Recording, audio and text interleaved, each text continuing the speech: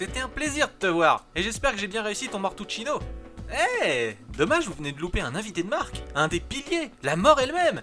Et je viens de me rendre compte d'un truc. C'est vrai que je vous ai déjà parlé d'artefacts, de rois de domaine, de pouvoir et j'en passe, mais autant pour moi c'est limpide, autant vous devez être complètement largué en fait. Allez, on va faire d'une pierre deux coups. Je vais vous raconter l'histoire de Kirsten, et vous aurez un petit cours d'histoire en même temps. Bon, je vais pas vous donner tous les détails, juste de quoi comprendre ce que je vous raconte. Quand vous mourrez, vous êtes envoyé dans le néant, qui, comparé à son nom, en fait, est beaucoup moins vide. Mais en amont, votre dossier, votre vie en gros, a déjà été traité et envoyé dans un domaine adéquat. Les domaines, c'est des univers, des petits mondes, régis par des idéaux, des sentiments, des concepts.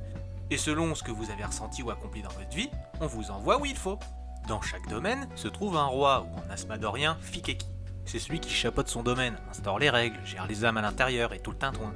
Mais il existe 4 rois bien au-dessus de la mêlée, les piliers. Ce sont des rois qui font LA loi. Kirsten, la mort, Jacob, le destin, Jiwoo, la chance, et l'oubli, il est tellement dans son rôle que personne connaît son vrai nom. Il faut savoir que personne ne les a jamais détrônés de force, car oui, un roi de domaine peut changer, que ça soit par la force ou la ruse.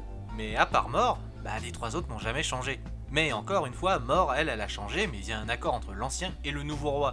Et je vais vous raconter pourquoi. Être la mort, c'est éreintant, car entre faucher les âmes soi-même, les répertorier, les ramener, convenir avec destin de l'impact que ça aura sur les mondes.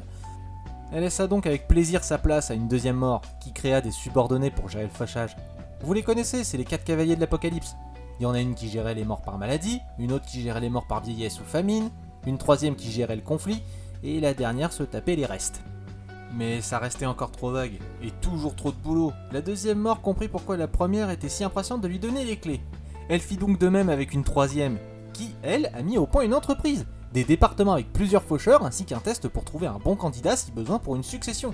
Et toutes les faucheuses qui voulaient prendre sa place devaient avoir fauché sur terre en tant que récolteur, travailler à la répartition des âmes dans les domaines, et avoir l'unanimité des directeurs des départements, ce qui avait succédé aux cavaliers, lors d'un vote. Le tout avec un dossier qui prouve un professionnalisme à la limite du zélé. Et nous voilà à Kirsten, la 4e mort. Elle en profita quand même pour revoir l'agencement de l'entreprise. Au lieu de créer des départements pour gérer tous les types de morts, elle sous-traita avec les domaines concernés. Les faucheurs seraient de simples récolteurs-livreurs, elle ne ferait que tenir les comptes, et Destin gérait ensuite le bordel que ça pouvait engendrer. Il accepta assez facilement car il aimait tout ce qui pouvait mettre du piquant dans sa vie. Mais un jour elle croula tout de même sous les dossiers et se demandait ce qui se passait. Elle a appris de ses subordonnés que les rois de domaine, avec les passe-droits qu'elle avait octroyés, tuaient plus que nécessaire histoire d'augmenter leur puissance. Car les sujets dans un domaine, c'est la source d'énergie principale. Kirsten a donc dû mettre les points sur les i avec les plus gros histoire que tout le monde reparte sur de bons rails. À croire que ces idiots avaient oublié pourquoi elle était un pilier. C'est pas une fonctionnaire, elle sait mettre les mains dans le cambouis quand il faut.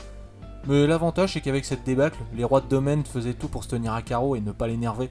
Elle en a donc profité pour prendre des vacances. Par contre, entre nous, j'adore son look de femme fatale qui lui va à ravir pour son job. Même si la plupart du temps, c'est malheureusement la bonne vieille cape et le squelette. Bon, elle, c'est pour sa fonction, car elle a aboli l'ancienne coutume qui consistait justement à ce que tous les faucheurs soient habillés de la même manière. Ça fait plaisir de vous parler d'une petite histoire tranquille pour changer. Allez, je vois que votre temps est écoulé. À la revoyure.